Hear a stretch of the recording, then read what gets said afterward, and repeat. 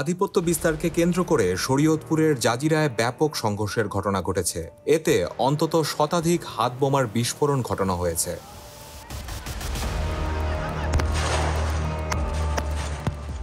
আজ শনিবার সকালে জাজিরা উপজেলার বিলাসপুর ইউনিয়নের দুর্বাডাঙ্গা এলাকায় এ সংঘর্ষ হয়।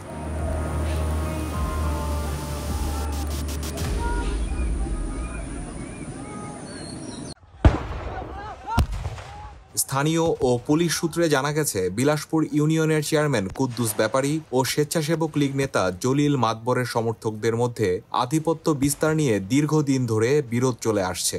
এ নিয়ে এর আগেও বেশ কয়েকবার সংঘর্ষের ঘটনা ঘটেছে। আজ সকালে দুর্বাডাঙ্গা এলাকায় একটি তুচ্ছ ঘটনাকে কেন্দ্র করে উভয় পক্ষের সমর্থকদের মধ্যে আবারও সংঘর্ষ হয়। এ সময় শতাধিক হাতবোমা বিস্ফোরণ ঘটিয়েছেন তারা।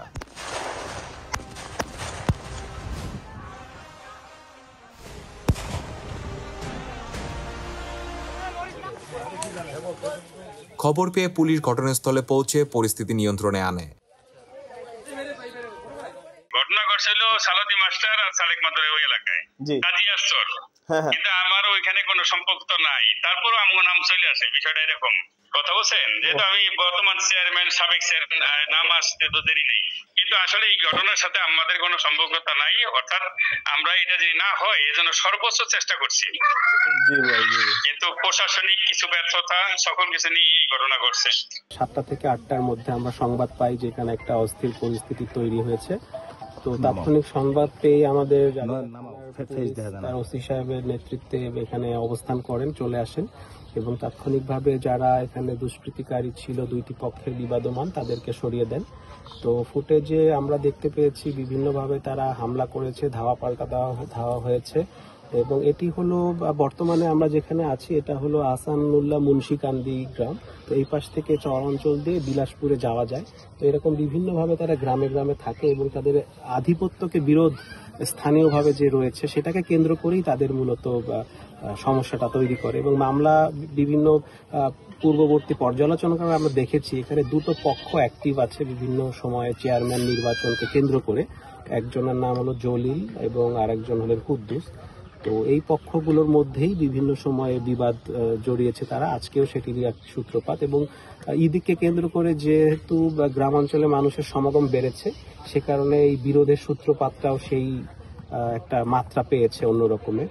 তো এই মুহূর্তে এখানে পরিস্থিতি স্বাভাবিক। আমাদের যৌথ বাহিনীও আমাদের সাথে কাজ করছেন। ওনারা বিলাসপুর ইউনিয়নের বাজারের ওখানে বর্তমানে অবস্থান করছেন। আমরা ওখানে যাব, বিভিন্ন জায়গায় আমরা চেষ্টা করব যে সকল আলামত পাওয়া যায় আমরা উদ্ধারের চেষ্টা করব। বিস্ফোরক দ্রব্য খুবই সেন্সিটিভ একটি বিষয়। এখানে বিস্ফোরক দ্রব্য নিয়ন্ত্রণ আইন রয়েছে। সরকারিভাবে এগুলো নিয়ে অভিযান পরিচালনার পূর্বে আমাদের অনেক পদক্ষেপ ধাপে ধাপে রয়েছে, সেগুলো পালন করে আসতে হয়।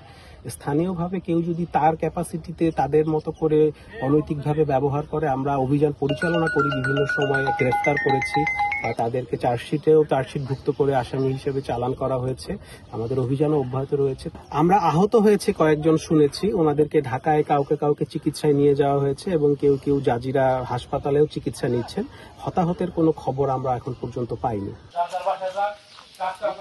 এ ঘটনায় এলাকাবাসীর মধ্যে আতঙ্ক বিরাজ করছে। স্থানীয়রা জানান, দীর্ঘদিন ধরে চলে আসা এই বিরোধের কারণে সাধারণ মানুষের জীবনযাত্রা ব্যাহত হচ্ছে। তারা প্রশাসনের কাছে স্থায়ী সমাধানের দাবি জানিয়েছেন।